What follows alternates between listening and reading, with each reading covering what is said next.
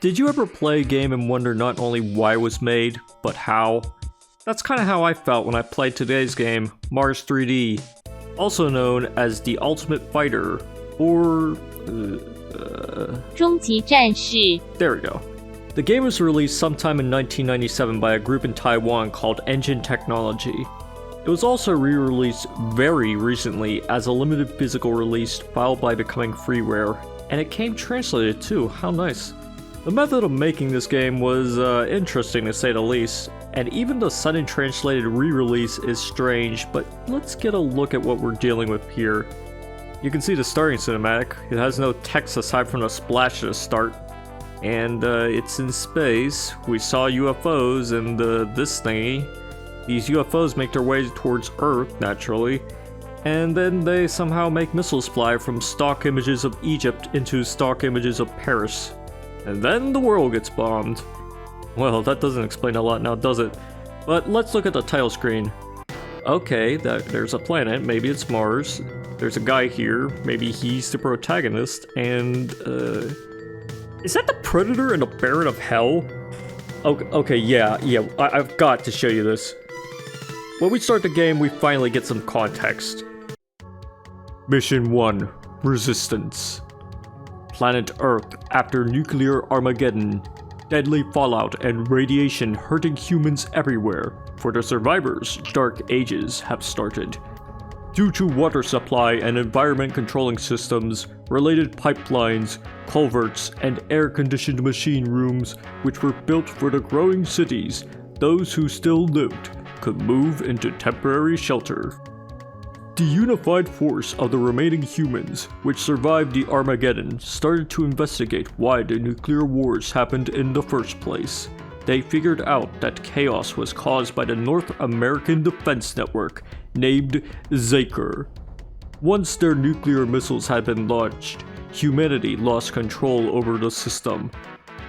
Other countries tried to intercept their own missiles and nuclear bombs, but many hit major cities, important buildings and facilities on Earth, making rebuilding destroyed homes very difficult. The survivors could only live in those dark, moist, and dirty underground shelters, hoping for dawn one day. One day, an organization named New Hope rised up. They provide new, unheard of living environments, food, work, and everything if you disperse for acquiring them. Reportedly, many people joined them but never have been seen again. No one knows if they're still happily alive or just got killed, and those people, mystically missing, disappeared from the world. People were confused and doubted if there were secret plans or just something evil existing in the dark. The horror in people's mind grew and was hardly to describe. But time flew. People tend to forget slowly those unknown things. In SKYNET City... What? SKYNET City? Are you kidding me? Okay. In SKYNET City, the new human capital, you had to live and work for the organization. Even though eating and surviving was granted, personal freedom wasn't. If someone got too old, got seriously ill, or couldn't work for the organization anymore, he or she disappeared, never to be seen again. The worst part was if someone tried to contravene against the organization, suffering punishments, bad accidents, or mystical deaths were the consequences. You are a highly ranked loyal soldier named Jet Hunter? Oh my god, are you kidding me? Okay. You are a highly ranked loyal soldier named Jet Hunter, and you were working for the New Hope organization in SKYNET City without any doubts. Until one day, your parents, who were the chief scientist, were murdered by authorities for no reasons. You couldn't accept the loss. You tried to get an explanation, but you never get one. Nice use of present tense. Now you are doubting. Doubting if everything you did for the organization was righteous or not. doubting if the organization that you devoted your life for. What? Hello, Mr. Hunter. I'm the leader of the Resistance. My condolences to you for the loss of your parents, but no one can be reborn after death, and there is something more important waiting for you to complete. We hope you can join us to subvert the unreasonable institutions and tyranny. You will get more details after our meeting. By the way, you can call me Mars. Okay, so this guy's Mars. It's not about the planet, it's about this guy. This guy's Mars. This is Mars 3D, right? Okay. Mars? No wonder I recently received some weird comm mails giving me informations and data about the Resistance. There are huge amounts of soldier troops coming. They'll try to get you. You better leave. Hurry. We did send you reinforcements to the exit near your room. They will help you to escape from the city. Hello? Hello? Something is wrong with the connection. Okay, I trust you, and I want to meet your people. Good luck. With that, we're into the first level. Look around. Notice anything familiar? Let's look at the textures and even the way the room is rendered. Remember how I said the method of making this game was interesting? Well, here's some things to note. It appears this game was made using reverse engineering of the Doom engine, and possibly its incarnation in Hexen, since I see quite a number of features from that, along with some new ones. There's jumping, crouching, looking up and down via Y-shearing, carrying sectors like wind and conveyors, and even pseudo room-over-room underwater sections using similar methods to the build engine. Now, you probably heard that the build engine was held together by duct tape, but I'd say this engine is held together by scotch tape. You've got a few Doom engine quirks here and there, like slime trails, but in some spaces it kind of falls apart completely. I've had a crash before when playing this game, but thankfully not while recording. The controls for this game are not too bad, better than Isle of the Dead at least, mostly because you can rebind them.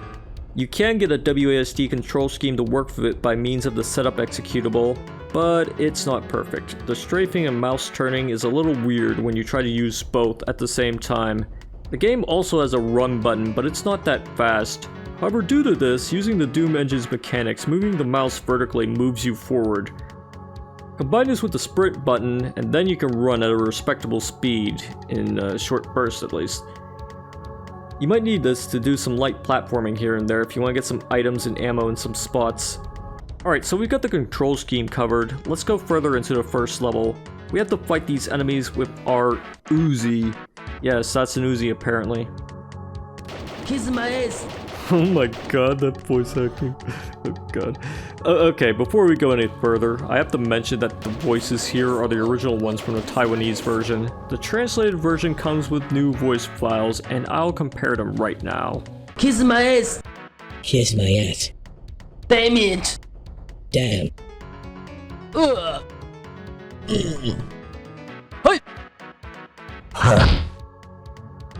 You can see why I decided to use the original voice files for this playthrough. I'd rather be fighting big hams than a bunch of Shadow the Hedgehogs. Speaking of their voices though, listen to the noise they make when they die. Kiss my ass. This game is just full of borrowed assets, isn't it? Well, when we tried to leave the level, we learned that the exit was blocked off. We'll have to go to the sewers in order to get out, but first we have to open the lattice. Lattice? I don't think that's a lattice, whatever. Let's find the switch, but also take a dive down here. We met the Robocops and the orky sounding Bruiser Boys at this point, but in the water is a new enemy, and they're annoying as hell. These stupid fish! They swim around like a Turbo Pinky on crack, and when they touch you, they deal damage extremely fast. It's weak damage, but you still don't want them near you. There's a lot of them too. Even one of these pricks is too many. Okay, so aside from this cool little ambush here, this level isn't that difficult. There's a sewer section with a few enemies that I think we always see here, but when you shoot them, you'll probably recognize the noise they make. It's like going full circle, isn't it? This game does have a few secrets, but some are more obvious than others. You might find some without even actively looking for them. You might also find some things that boost your health. Yes, we are over 100 health. The maximum amount of health you can have is 500. This is at any difficulty too, by the way, which makes the game very easy. So when we make our way here with this strange moving section near the end of the level, we can just walk through it and get out. We escape the city and burn the whole place down. Wow, I wonder if we killed any innocents there. I'm really playing as a good guy? Whatever, no time to question that. On to mission 2, Environment Control. Jet Hunter, God, I can't take that name seriously, is now a full-fledged member of the Resistance, and with the help of Mars, we'll be able to bring war upon the SKYNET City, also a name I can't take seriously, the SKYNET City authorities. We need to rescue some scientists that control the underground environment where most of humanity lives, and it'll stop the aliens' forces.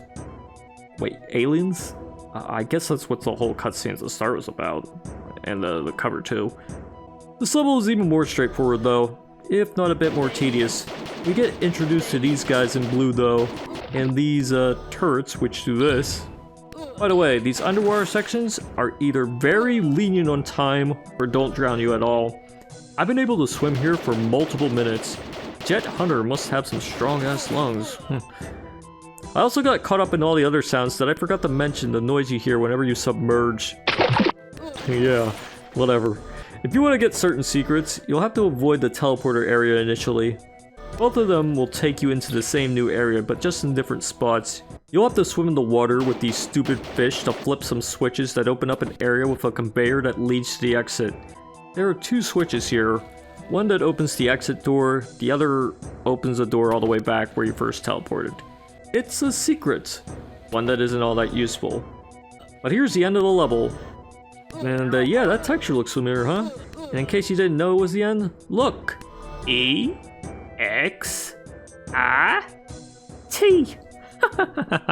Let's get out of here. As a result of our button pushing, the whole energy supporting facility explodes and sends SKYNET City down from orbit. See? Mission 3 takes you to Bay City, where the scientists you save will tell you that the government is gathering more scientists to research new weapons. While I'm talking about weapons though, I think it's time I introduce you to a good bit of the arsenal. We've seen the Uzi, but there's also the shock rifle, which shoots projectiles that turn to fire blue. It's good at killing most enemies in 1 or 2 hits. And there's also the freezer gun, which has an extremely similar role to the shock rifle, but doesn't look as cool. The nerve gun merely stuns enemies whether they're robots or not. It has a silly spooky sound when it hits, at least for the original Taiwanese version. When the enemies are stunned, you can go in and hit them with your fists. Totally unnecessary though, but hilarious nonetheless. You also get a missile launcher that looks like a BFG, but doesn't have a lot of ammo, and isn't that strong, so I didn't use it that much during the playthrough. You do get a good amount of grenades that you can toss around, which have some weird physics sometimes. Very weird physics. In this level, you'll find some new weapons though, such as the tracking missile launcher and the flame gun. Both of these weapons are really strong. Almost too strong. The tracking missile launcher has seeking properties, which makes it better than the other explosives, especially the base missile launcher, because you actually have to aim with that if an enemy is above or below you. This one doesn't need any of that aiming crap. As for the flame gun, one puff shoots multiple bits of flames that can instantly kill multiple enemies. It's overpowered, but there's not too much ammo for it. You'll still be using the Uzi a lot though. This is because all the projectile-based weapons aside from the tracking missile launcher require you to look up and down for aiming, but the Uzi's hit scan doesn't. Did I mention you can't rebind the look up and down keys in the setup executable? Yeah, it's page up and page down, or nothing. There's also a lot of ammo for the Uzi, so you'll be inclined to use it often too. Looking around the level carefully will allow you to find a jetpack. It helps sometimes, but you need to press the fly up and down keys, which are insert and delete by default, and like the look up and down keys, are probably unable to be rebound in the setup executable. Oh well, at least it allows you to get more secrets, and lasts the entire level, for better or worse. But I will say that the controls for it are weird. For some reason though, this level is foggy as heck. And if you find the right key, you'll be able to open a door that gives you the GPS receiver. This not only shows you the entire map like Doom, but the entities as well. It's like a free IDDT code. was only able to find it on this level, but I'll admit I didn't look for every secret in this game. Anyways, it really helps for the blue key area. Just look at the map real quick. If you want to max this level out for whatever reason, you have to go through every little room here and hunt down the enemies. It's ridiculous, and it's even more so without the map. There's even weird stuff in it, like this door leading to nowhere. Reminds me of this door. Well, when you're done with the maze, you can head back to the gold key door and open it up to end the level. As usual, the level we completed gets destroyed. Level 4 will involve a conspiracy. The government is making the scientists build a time machine so that they can kill Mars' parents and prevent them from ever being born. How cruel. The Resistance, however, wants to take the time machine for themselves and stop the nuclear war from ever happening. Hopefully they can make it to the machine in time. This level is also not too complicated, but it does introduce you to these little buggers. They're like the fish, except they crawl around everywhere. Very annoying, but at least they die quickly from the Uzi. There's nothing too exceptional about the rest of the level's design, aside from the scientist that exists only to say 2 sentences. Other than that, you can very easily make your way to the time machine in around 10 minutes. There are a few turrets guarding the time machine. Some will shoot strange missiles, and others will shoot that strange barrage of slow red projectiles. Either way, once you get rid of them, you're ready to travel through time. But we get a message from someone when we end the level.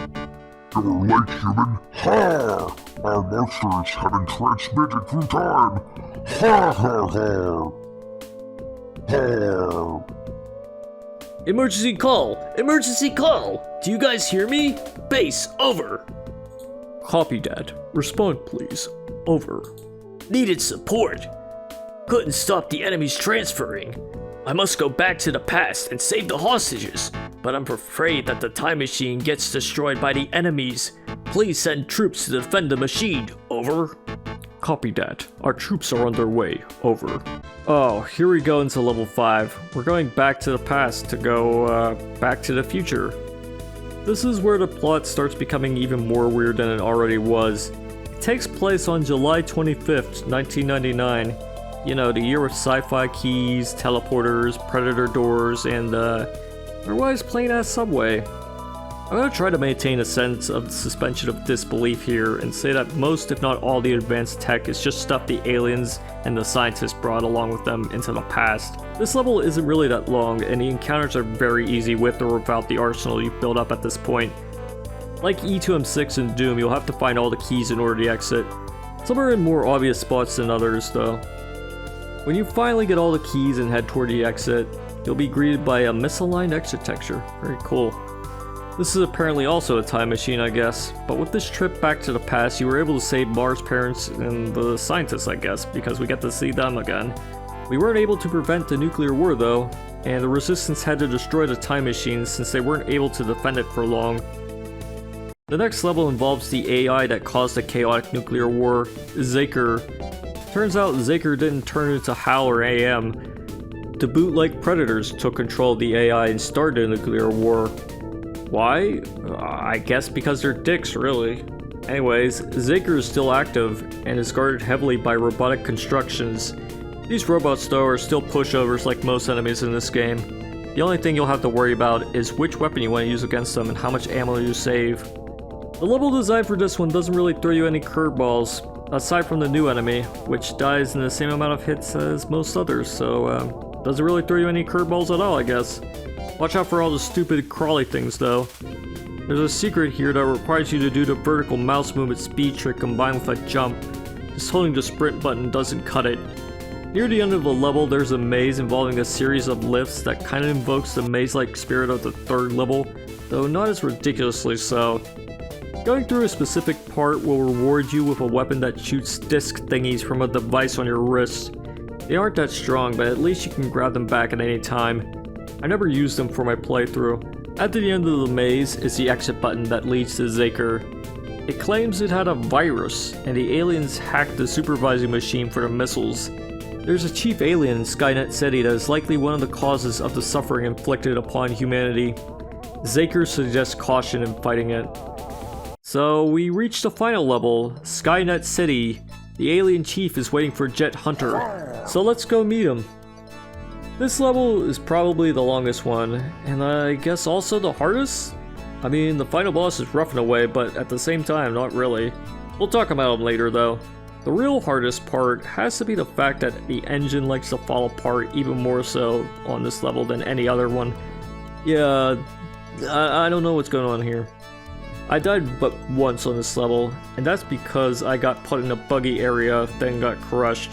No idea how that works, but whatever. I tried playing a bit more by the game's arbitrary rules, avoiding any particularly glitchy areas, and finally making my way to the alien boss. This boss is not that difficult, but he still has some difficulty for the wrong reasons. When he turns invisible, he also turns invincible. As far as I know, there's not really a predictable way to get him not to cloak himself. Sometimes you just gotta wait and be lucky. That's exactly what I did. I tossed a few grenades, burnt him, found a spot where I could attack him and he couldn't attack me, and there we go. After the tremendous battle, Hunter finally defeats the alien boss. But afterwards, a lot of aliens appear. One of them starts talking. I don't understand. Respect to you. You are an ultimate warrior. After that words, the other aliens take the boss alien's body and leave. And with that, we get an outro cutscene of the aliens flying SKYNET City away. I guess they were going for the whole Predator 2 thing with that whole respect thing, but that still leaves a lot of questions. Why did the aliens cause the nukage of Earth? Why were they enslaving humanity? Why did they just up and leave when their boss died? No idea. Instead, we just get the classic "the end" with a question mark. Once again, we can easily replace that mark with a period since no sequel was made. Oh, then after the translation credits added in the re-release, it just exits the DOS. Perfect. So, what can we take away from Mars 3D? Well, it has some impressive reverse engineering, considering the source code to the Doom engine didn't come out until the end of the same year this game came out. This game has a WAD file that runs a decent amount of data in Doom editing programs, while the rest of the data appears to be in a MAD file. If you're curious about acquiring the game, it has since been released as freeware as I mentioned earlier on in the video. I'll link to that in the description if you're genuinely interested. You'll have to run it through DOSBox and make sure that the ISO is still around to make sure the game still works. Would I say this game is worth playing though? Yeah, but mostly for curiosity's sake. But anyways, that's it for this episode of Really Good Games. If you liked the video, thumb it up. If you want, you can support me with my Ko-fi link in the description. Never necessary, but always appreciated. Thanks for watching. Until next time, toodaloo.